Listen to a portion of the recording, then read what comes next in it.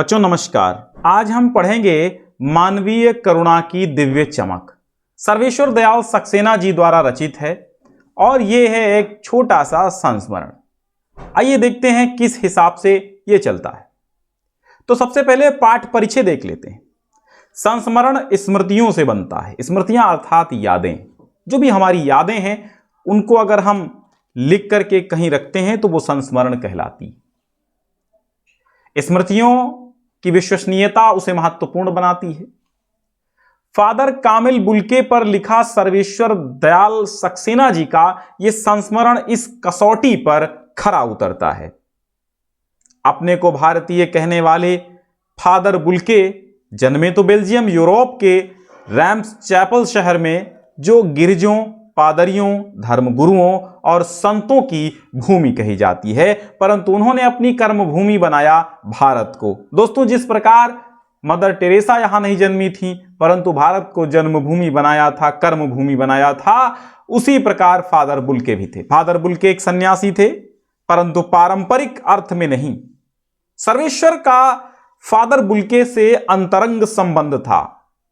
अंतरंग मतलब हृदय से संबंध था, जिसकी झलक हमें इस संस्मरण में मिलती है। लेखक का मानना है कि जब तक राम कथा है इस विदेशी भारतीय साधु को याद किया जाएगा तथा उन्हें हिंदी भाषा और बोलियों के अगाध प्रेम का उदाहरण माना जाएगा। अब देखते हैं मानवीय करुणा की दिव्य चमक शीर्षक से ये आपका है संस्मरण, जो कि सर्वेश्वर दयाल सक्सेना जी ने लिखा है, फादर बुल्के के जीवन से संबंधित है।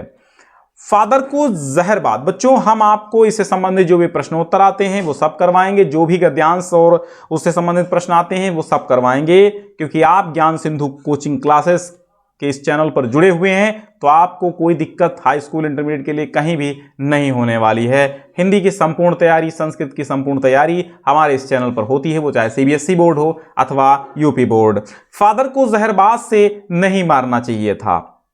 फादर को जहरबाज से नहीं मरना चाहिए था, जिसकी रगों में दूसरों के लिए मिठास भरे अमृत के अतिरिक्त और कुछ नहीं था, उसके लिए इस जहर का विधान क्यों हो। यह सवाल किस ईश्वर से पूछें। प्रभु की आस्था ही जिसका अस्तित्व था, वो देह की इस यातना की परीक्षा उम्र की आखिरी देहरी पर क्यों दे। एक लंबी पादरी के सफेद चोंगे से ढकी आकृति सामने है। गोरा रंग, सफेद झाई मारती भूरी दाढ़ी, नीली आंखें बाहें खोल गले लगाने को आतुर। इतनी ममता, इतना अपनत्व इस साधु में अपने हर प्रियजन के लिए उमड़ता रहता था।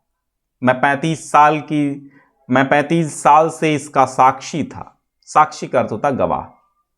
तब भी जब वो इलाहाबाद में रहते थे और तब भी जब वो दिल्ली आते थे। आज उन बाहों का दबाव मैं अपनी छाती पर महसूस करता हूं। फादर को याद करना एक उदास शांत संगीत को सुनने जैसा है। उनको देखना करुणा के निर्मल जल में स्नान करने जैसा था और उनसे बात करना कर्म के संकल्प से भरना था। मुझे परिमल के वे दिन याद आते हैं जब हम सब एक पारिवारिक रिश्ते में बंधे जैसे थे, जिसके बड़े फादर बुल्के थे। हमारे हंसी मजाक में वो निर्लिप्त शामिल रहते, हमारी गोष्ठियों में वो गंभीर बहस करते। बच्चों, हम बता दें, परिमल एक संस्था थी जहां से तमाम लेखक जुड़े थे। परिमल इसी बात को कहा गया है। ठीक है, ये परिमल आपके सामने लिखा है। परिमल का अर्थ यह है कि एक परिमल जो था एक लेखकों की संस्था थी, जैसे कि छायावाद, जैसे कि वो प्रोग्रेसिव राइटर्स एसोसिएशन यानी प्रगतिशील लेखक संघ, इसी प्रकार परिमल भी था। परिमल पंथ की रचना भी है। हमारे हंसी मजाक में वो निर्लिप्त शामिल रहते, हमारी गोष्ठियों में गंभीर बहस करते, हमारी रचनाओं पर बेबाक राय और सुझाव देते और हमारे घरों के किसी भी उत्सव और संस्कार में वो बड़े भाई और पुरोहित जैसे खड़े हो हमें अपने आशीषों, अपने आशीर्वचनों से भर देते। मुझे अपना बच्चा और फादर का उसके मुख में पहली बार अन्न डालना याद आता है। यानी सर्वेश्वर दयाल सक्सेना जी का एक बच्चा था। अन्नप्राशन संस्कार हुआ तो फादर बुल्के ने उसके मुख में पहली बार अन्न डाला, और नीली आंखों की चमक में तैरता वात्सल्य भी जैसे किसी ऊंचाई पर देवदारू की छाया में खड़े हों। कहां से शुरू करें? इलाहाबाद की सड़कों पर फादर की साइकिल चलती दिख रही है। वह हमारे पास आकर रुकती और मुस्कुराते हुए उतरते। देखिए देखिए, मैंने उसे पढ़ लिया, और मैं कहना चाहता हूं, उनको क्रोध में कभी नहीं देखा, आवेश में देखा है, और ममता तथा प्यार में लबालब छलकता महसूस किया है। अक्सर उन्हें देखकर लगता कि बेल्जियम में इंजीनियरिंग के अंतिम वर्ष में पहुंचकर उनके मन में सन्यासी बनने की इच्छा कैसे जाग गई, जबकि घर भरा पूरा था। 2 भाई, 1 बहन, मां और पिता सभी थे। आपको अपने देश की याद आती है? यानी यहां पर बातचीत है, यहां पर फादर बुल्के और सर्वेश्वर दयाल सक्सेना जी की बातचीत है।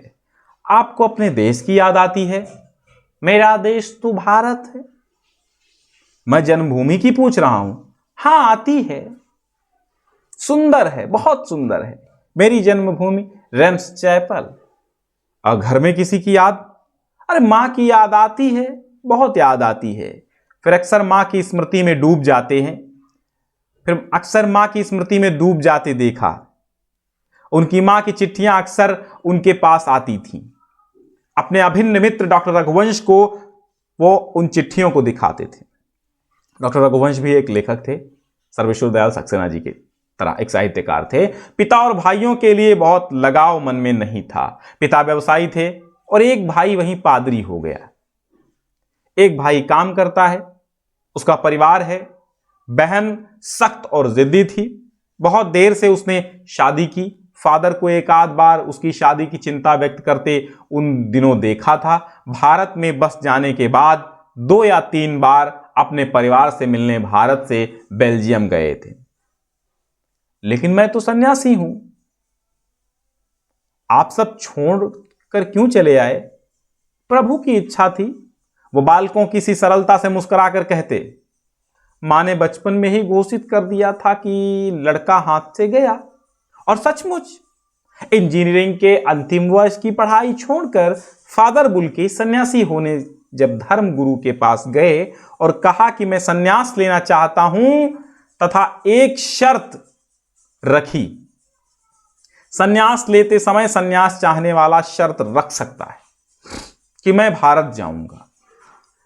भारत जाने की बात क्यों उठी नहीं जानता, बस मन में यह था। उनकी शर्त मान ली गई और वो भारत आ गए।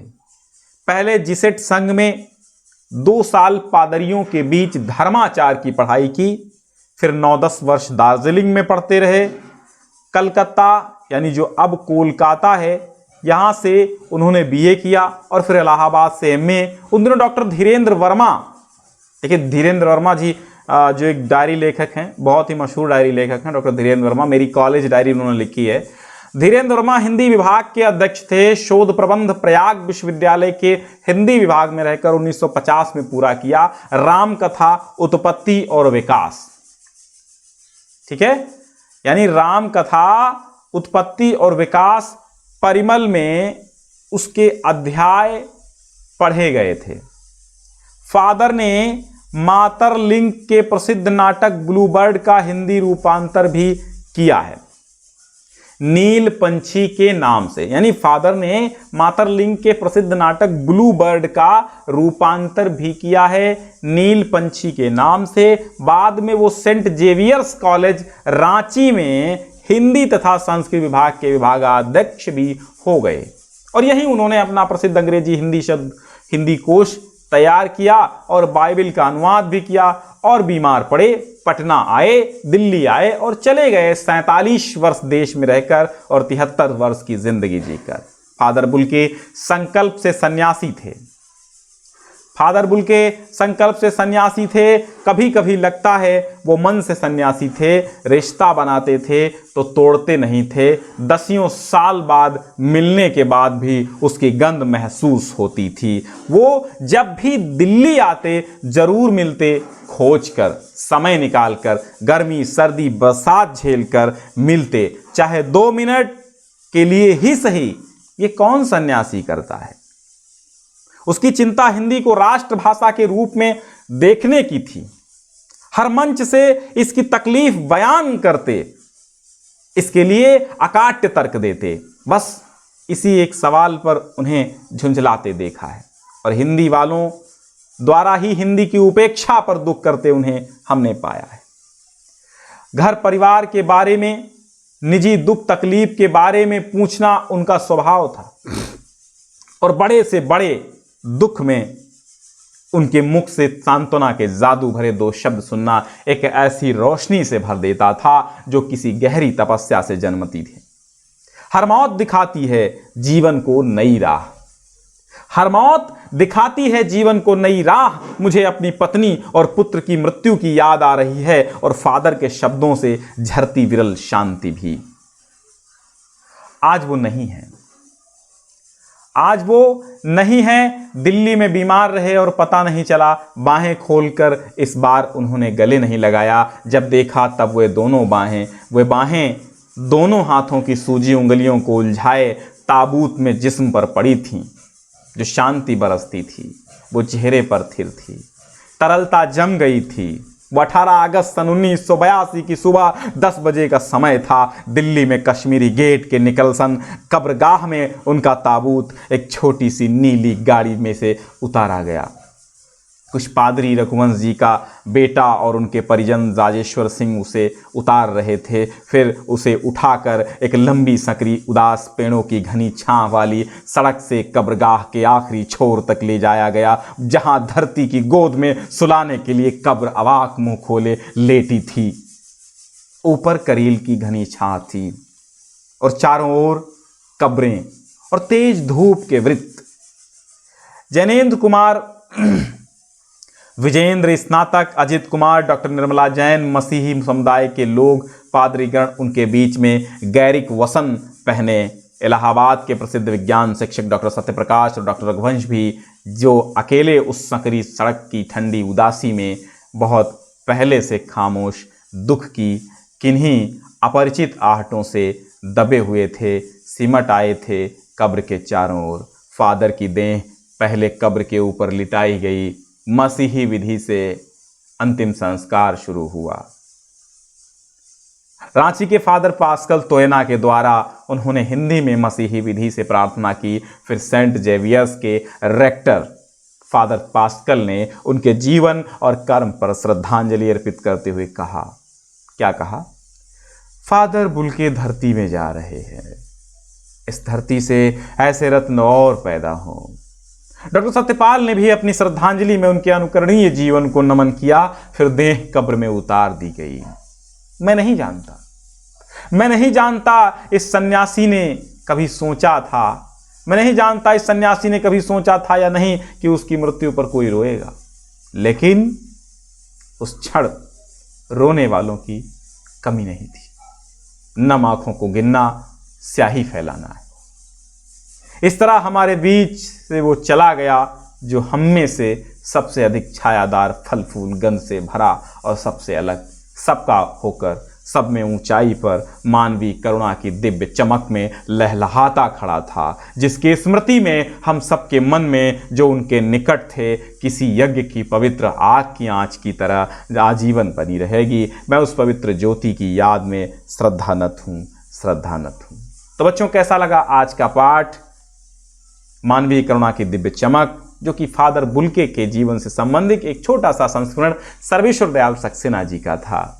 बच्चों, आपकी आंखें भी हो सकता नम हो गई हों। ऐसी गहराई से सर्वेश्वर दयाल सक्सेना ने अपने भावों को फादर बुल्के के प्रति उतारा है इस संस्मरण में।